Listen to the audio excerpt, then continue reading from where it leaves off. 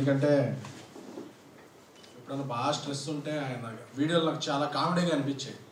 ఎందుకంటే ఆయన ఇండియా గెలుస్తుందని చెప్పిన రోజు ఓడిపోయేది, పవన్ కళ్యాణ్ గారు ఓడిపోతారని చెప్పిన రోజు గెలిచేవాళ్ళు, ప్రభాస్ గారి సినిమా ఫ్లాప్ అవుతున్నప్పుడు అది 1000 కోట్లు కలెక్ట్ చేసేది. సో ఇవన్నీ చాలా ఫన్నీగా ఉండేవి. అప్పుడప్పుడు యూట్యూబ్లో కామెడీ చేసే స్టార్స్ చాలామంది ఉన్నారు మనకి. సో అలా కామెడీ చేసే వ్యక్తి ఏమనుకున్నా కానీ ఆయన వ్యక్తిగత జీవితాల్లోకి వెళ్ళి కామెడీతో ఆగుంటే జర్నలిస్ట్ అసోసియేషన్ వీళ్ళు కూడా మనం కూడా ఏదన్నా అసోసియేషన్ ఈవెంట్ ఏదైనా జరిగినప్పుడు ఆయనతో కూడా స్కిట్ చేయించేవాళ్ళం. బట్ ఆయన వెనకున్నది కామెడీ చేయటం కాదు, ఇతరుల వ్యక్తిగత జీవితాల్లో చొరబడి ఆయన పాపులారిటీ పెంచుకోవటం అనేది లేట్గా తెలిసింది అందరికి. అంటే ఎవరో సీరియస్గా తీసుకోవాలా, ఇంతవరకు సీరియస్గా తీసుకుంటే బాగుంటుంది. సరే ఏదో పాలిటిక్స్లో ఉన్న వాళ్ళకి క్రికెటర్ల మీద ఇలాంటి కామనే కదా ఇప్పుడు అని చెప్పి అనుకున్నారు. సో ఒక జంట, ఒక సెలబ్రిటీ కపుల్ వివాహం చేసుకుందాం అనుకున్న ఎంగేజ్మెంట్ రోజే వీళ్ళు విడిపోతారు అనే భావజాలానికి, ఒక అసహ్యకరమైన భావ ప్రకటనకి జ్యోతిషం పేరుతో ఆయన లోకి వెళ్ళిపోయినప్పుడు, ఎందుకంటే ఈ మధ్య ప్రెస్ మీట్లో జరుగుతున్నప్పుడు నేను జర్నలిస్ట్ అసోసియేషన్ నుంచి ప్రొడక్షన్లోకి వెళ్ళాక ఎప్పుడు వచ్చినా అందరితో మీడియా మిత్రులతో షేర్ చేసుకుంటాను. చూడండి ఆ ప్రెస్ మీట్లో ఇలాంటి క్వశ్చన్ అడిగినప్పుడు ఇలా అవుతున్నారు ఇలా జరుగుతుందని. సో అందరూ కూడా ఈ ఇన్సిడెంట్నే అందరూ కూడా ఎందుకంటే ఒక కపుల్, ఎందుకంటే శుభమాని పెళ్లి చేసుకుంటుంటే ఎప్పుడైనా సరే మనం ఎవరైనా సరే సుఖీ భవ అంటాం, అంతేగాని ఇంకేదో అనం. అది అనేది సంస్కారం. ఎందుకంటే జ్యోతిష్యం ఇలాంటివన్నీ శాస్త్రీయత ఉందా లేదా అన్న వాటిని మన పురాణాల్లో గొప్ప శాస్త్రాల కిందే చెప్పారు. సో వాటన్నిటికీ సంస్కారం ప్రధానం. కానీ సంస్కారం లేకుండా నిన్న వీడియో ఏదో చూశాను, బ్రాహ్మణులందరూ సపోర్ట్ చేయాలి, వీటి కులాలు ఏంటండి? అలా అయితే ఇప్పుడు ఆ పెళ్లి చేసుకునేది ఒక బ్రాహ్మణ యువత కదా, తప్పు కదా. అసలు కులాలేంటి మతాలేంటి అంటే, నేను చాలామంది సెలబ్రిటీలు చూశాను, లేదండి మాకు ఇలాగా ఈ పూజ చేయిస్తే ఇలా అన్నారండి, ఈ పూజ చేయిస్తే ఇలా అన్నారండి, ఈ పూజ చేస్తే అది ఎవరి వ్యక్తిగతం, వాళ్ళకి ఇష్టం ఉంటే పూజ చేయించుకుంటారు, లేకపోతే లేదు. బట్ చూసిన చాలా వీడియోల్లో చాలామంది మనోభావాలు దెబ్బతింటాయి. మనోభావాలు దెబ్బతింటమే కాదు, ఒక వికృతమైన పోకడది. వీళ్ళు విడిపోతారు, ఒక 2 ఏళ్ళలో ఒక టాలీవుడ్ హీరోలో ఒక చచ్చిపోతాడు, ఏంటిది అంటే ఎంతోమంది భయభ్రాంతులు చేయాలన్నా. ఇప్పుడు మనం చెప్తుంటారు, ఇప్పుడు అలాంటి అంటే మనకు అప్పుడప్పుడు ఫోన్ వస్తుంది, ఎయిర్పోర్ట్లో బాంబు పెట్టారంట అని చెప్పి. అది ఫేక్ కాలే అవుతుంది, బట్ భయపడతాం, అందరూ అలర్ట్ అవుతాం, అందరూ సెర్చ్ చేస్తారు, సెర్చ్ చేసిన తర్వాత ఆగతాన్ని పట్టుకుని జైలు వేస్తారు. అలాంటి ప్రక్రియ జరగాలి, లేకపోతే ప్రతిసారి ఆ హీరో చచ్చిపోతాడు, ఈ హీరోయిన్ చచ్చిపోద్ది, లేకపోతే విడిపోతారు, ఈయన ఓడిపోతాడు అంటే చాలామందికి ఇబ్బంది కలుగుతున్నాయి.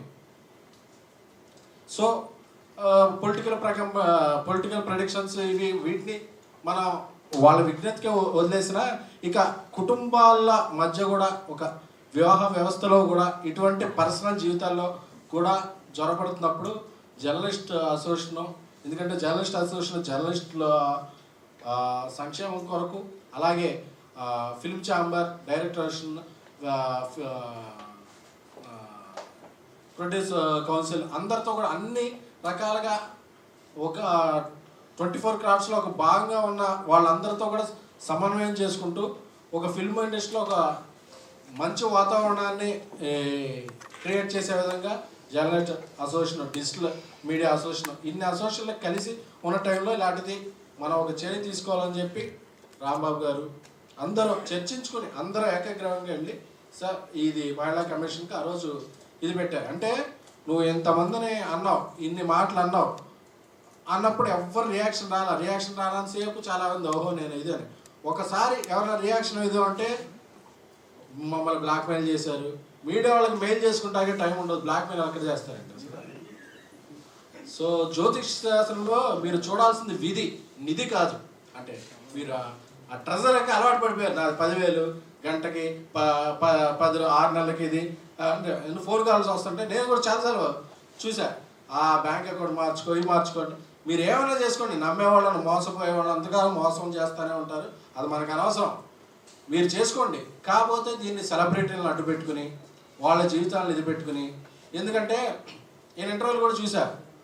ఒక ఇంటర్వ్యూలో పవన్ కళ్యాణ్ గారు ఓడిపోతారని చెప్తాడు, ఒక ఇంటర్వ్యూలో పవన్ కళ్యాణ్ గెలుస్తారని చెప్తాడు. మన అన్ని ఇంటర్వ్యూలు ఫాలో అవ్వగా ఆ రిజల్ట్ రాగానే చూసారని నేను చెప్పాను, పవన్ కళ్యాణ్ గారు గెలిచారని చెప్తాను.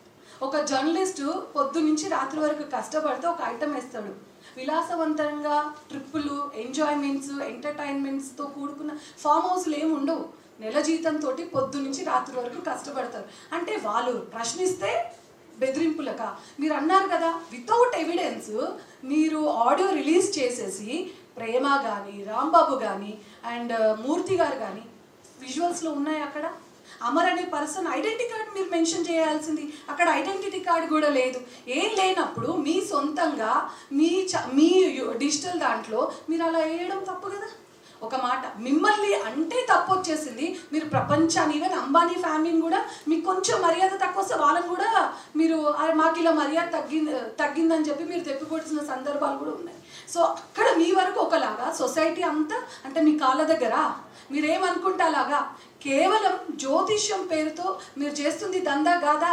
మరి వీణావాణి గారు, మీకు ఇంత సెలబ్రిటీ హోదా వచ్చింది కదా, మరి మీ భర్త ఒక అమ్మాయిని, సమంతానే కావచ్చు, రకుల్నే కావచ్చు, అందరిని అన్నారు. మరి అదే భర్త మీ జాతకం గురించి చెప్పించుకోండి.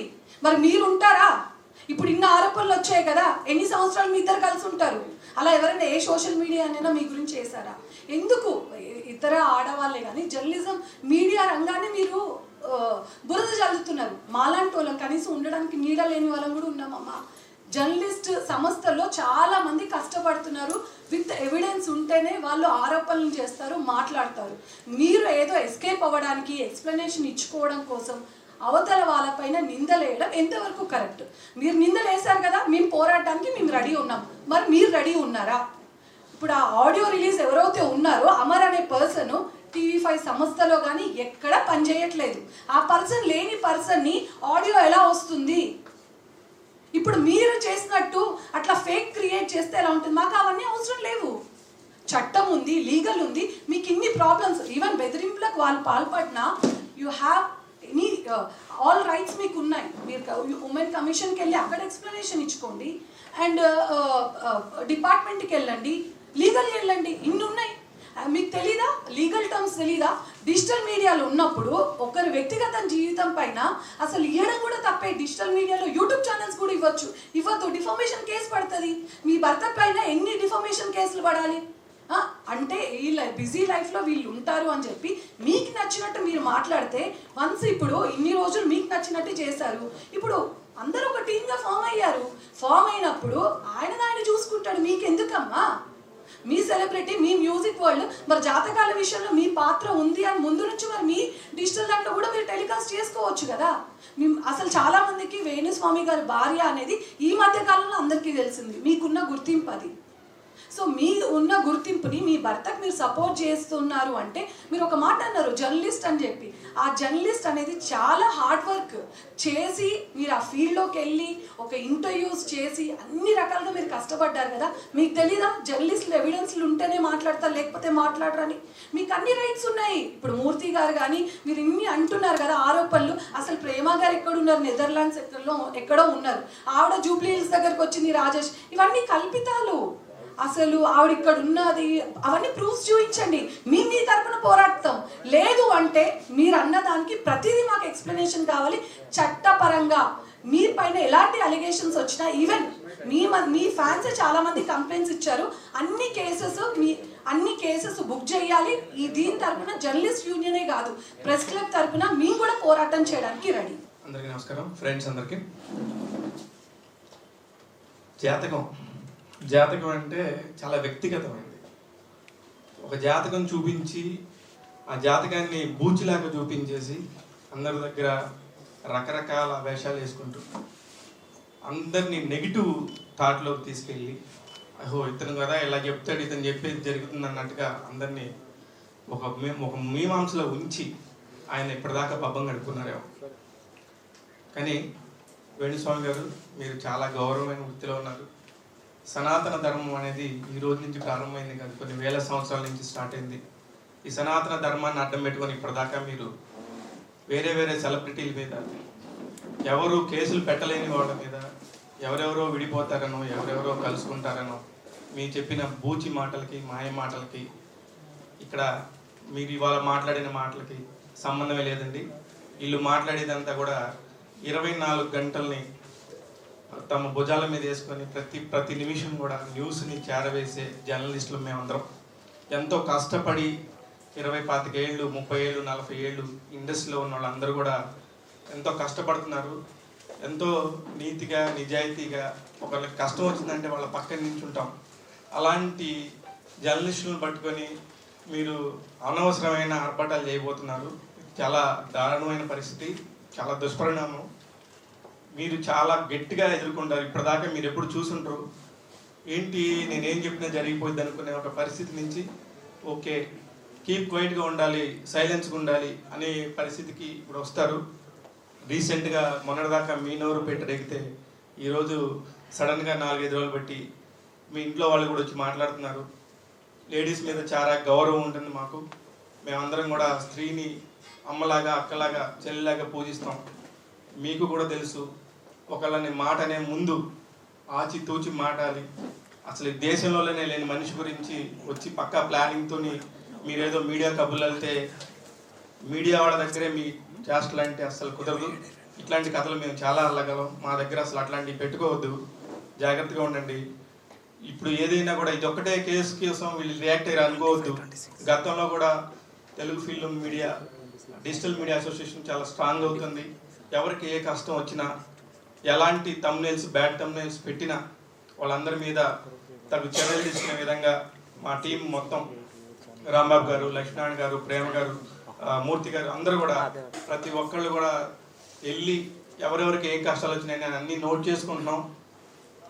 సీనియర్ జర్నలిస్టుల ముసుగులో, అలాగే దర్శకుల ముసుగులో యూట్యూబ్లు నడుపుతున్నాం అనుకుని బ్యాడ్ తమ్నైల్స్ పెట్టే వాళ్ళందరూ కూడా ఇలాంటి వేణుస్వామికి పెట్టిన గతే పడుతుంది.